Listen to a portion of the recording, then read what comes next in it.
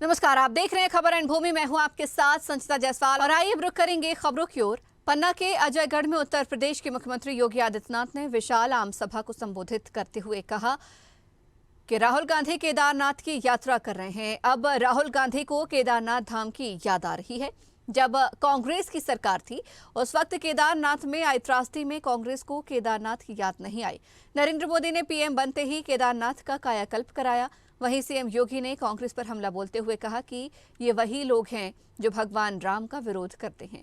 वहीं योगी ने कहा कि एक दीपक दिवाली के पहले भगवान राम के भव्य मंदिर के नाम का जलाना और एक दीपक कांग्रेस से मुक्ति के लिए जलाना। 12 नवंबर को दीपावली है, 17 नवंबर को मतदान, जिसमें कांग्रेस की विदाई के साथ भाजपा के विजय का बटन दबाना।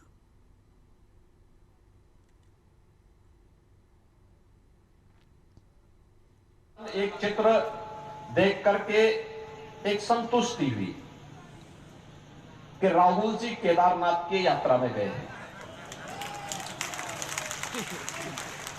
ये चीजें क्या हैं? कांग्रेस ने तय कर दिया है, राहुल जी को पहले से विश्वास हो गया है कि इन चुनाव में विधानसभा के सेमीफाइनल में कांग्रेस बुरी तरह हार रही है, इसीलिए मैदान छोड़ करके भाग चुके हैं।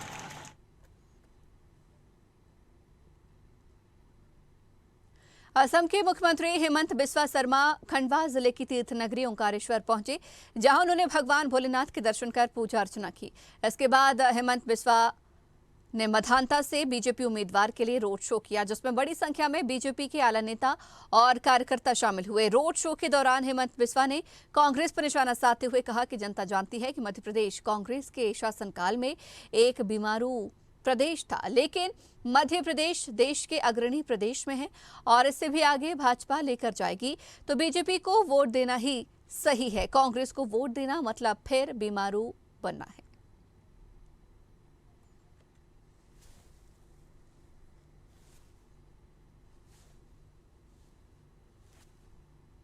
चाहूंगा कि भाजपा का सरकार बनना सही है, प्रधानमंत्री मोदी जी को प्रधानमंत्री बनाना सही है। कांग्रेस एक बार देश में आ जाएगा तो देश को बर्बाद कर देगा। दमोह के पथरिया बहुजन समाजवादी पार्टी की राष्ट्रीय अध्यक्ष मायावती पहुंची। इस दौरान उन्होंने चारों विधानसभा क्षेत्र के प्रत्याशियों को चुनाव में बहुमत प्रदान करने की जनता से अपील की। उन्होंने मध्य प्रदेश की दोनों पार्टियों पर दलितों के साथ हीन भावना रखने का आरोप लगाया। उन्होंने कहा कि दोनों पार्टियां दलित विरोधी नीतियों को लागू करती हैं। उन्होंने कहा कि इस बार बहुजन समाज पार्टी सिर्फ गोंडवाना पार्टी के गठबंधन कर अत्यधिक सीटों पर चुनाव लड़ रही है। उन्होंने कहा कि इस बार मध्य प्रदेश में बिना बहुजन पार्टी के गठबंधन से कोई भी सरकार पूर्ण बहुमत से नहीं आ पाएगी और वर्तमान विधायक रामबाई सिंह परिहार ने 70,000 वोटों से जीतने की बात कही।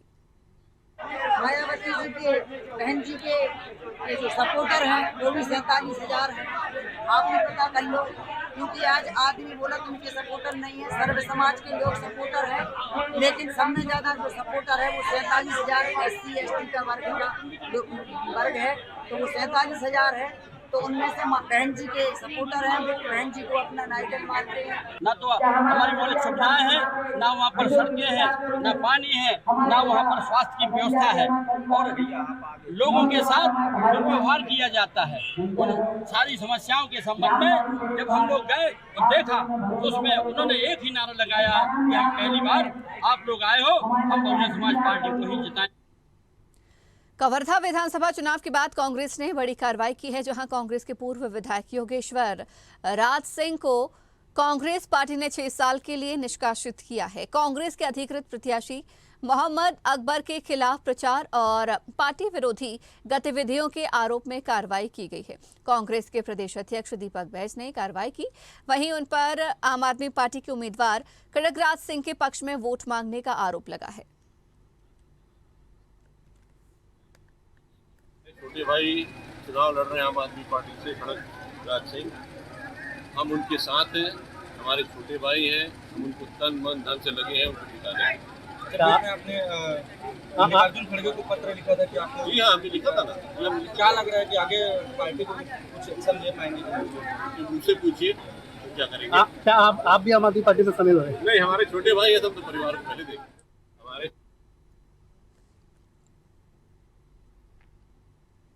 छत्तीसगढ़ में प्रथम चरण के मतदान संपन्न होने के बाद निर्वाचन आयोग ने जानकारी देते हुए बताया कि बस्तर संभाग और राजनांदगांव के सभी सीटों में मतदान हुआ। 20 विधानसभा सीटों पर 76.47% मतदान प्रतिशत रहा। बस्तर में सबसे ज्यादा 84.65% और बीजापुर में सबसे कम 46% मतदान हुआ। शेष बचे 70 सीटों पर 17 नवंबर को मतदान होगा। 3 दिसंबर को मतगणना होगी। निर्वाचन आयोग ने बताया कि पहले चरण के चुनाव के दौरान तकनीकी समस्या के चलते 62 कंट्रोल यूनिट और 123 वीवीपैट बदले गए और केशकाल दुर्घटना की जानकारी दी।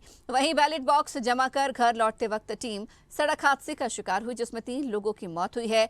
वहीं 3 जगहों में नक्सल वारदातें भी हुई। नक्सली घटना में प्रभावित जवानों का रायपुर के विभिन्न अस्पतालों में उपचार चल रहा है। जैजेपुर विधानसभा में बीजेपी प्रत्याशी कृष्णकांत चंद्रा ने जनसंपर्क किया और मतदाताओं से बीजेपी के पक्ष में वोट देने की अपील की। जैजेपुर विधानसभा के हसौद में कृष्णकांत चंद्रा ने गली गली जाकर जनता से जीत का आशीर्वाद मांगा। वहीं उन्होंने महामाया मंदिर में पूजा अर्चना की और ग्रामीणों को संबोधित कर प्रदेश में बीजेपी की सरकार बनाने की अपील की। रायपुर राज्यसभा में उपनेता प्रतिपक्ष प्रमोद तिवारी ने पीसी की, जहां उन्होंने कहा कि 20 सीटों में हुए चुनाव की सभी सीटों में कांग्रेस जीत के करीब है। पूर्व सीएम रमन सिंह की सीट फंस गई है। बीजेपी ने छत्तीसगढ़ से अन्याय किया है। वहीं उन्होंने पीएम पर जमकर निशाना साधा। कांग्रेस के बीजेपी पर लगाए आरोपों पर कहा कि कांग्रेस ने जो आरोप लगाए हैं बीजेपी को उसके सबूत दिए हैं। वहीं उन्होंने महादेव ऐप का भी जिक्र किया। राशन कार्ड घोटाला, मैं ये तारीफ कर रहा हूं रमन सिंह सरकार की। नकली दवा, तो इसके हमने दस्तावेज भी दिए और प्रमाणित दस्तावेज दिए। इसमें मैं अपने नेता की तारीफ करता हूं, बघेल जी की, कि सबसे पहले इस मुद्दे को, जो महादेव घोटाला चल रहा है, इस मुद्दे के लिए सबसे पहले किसी ने शुरुआत की तो वो छत्तीसगढ़ पुलिस ने की। रायपुर में पहले चरण के मतदान के बाद निर्वाचन आयोग ने प्रेस कॉन्फ्रेंस की। मुख्य निर्वाचन पदाधिकारी रीना बाबा साहब कंगाले ने बताया कि 20 विधानसभा सीटों पर चुनाव हुए जो शांतिपूर्ण हुए। बस्तर संभाग और राजनांदगांव लोकसभा की सभी सीटों में मतदान हुआ। भानु प्रतापपुर में सबसे ज्यादा 89.1%, बीजापुर में सबसे कम 40.98% वोटिंग हुई, जबकि बाकी 70 सीटों पर 17 नवंबर को मतदान होगा और 3 दिसंबर को मतगणना होगी। पहले चरण के चुनाव के दौरान तकनीकी समस्या सामने आई, जिसके चलते 62 कंट्रोल यूनिट और 123 वीवीपैट बदले गए। कवर्धा में भारत निर्वाचन आयोग के सामान्य प्रेक्षक अजय कुमार गुप्ता, जिला निर्वाचन अधिकारी ने प्रत्याशी और उनके प्रतिनिधियों की मौजूदगी में ईवीएम मशीन को स्ट्रांग रूम में सील किया और पूरी प्रक्रिया का वीडियोग्राफी कराई गई। सीलिंग के बाद कंट्रोल रूम के बाहर ताला लगाकर सीमेंट से पैक किया गया। इसके अलावा सुरक्षा की पूरी व्यवस्था की। स्ट्रांग रूम में सीसीटीवी कैमरे से निगरानी की जा रही है। और इसी के साथ ही इस बुलेटिन में फिलहाल इतना ही। बने रहिए स्वदेश न्यूज के साथ, सबसे पहले देश। अगर आपको हमारा वीडियो पसंद आया तो लाइक, शेयर, कमेंट, सब्सक्राइब करें। बेल आइकन का बटन दबाएं। हमारी वेबसाइट swadeshlive.com पर जाना ना भूलें।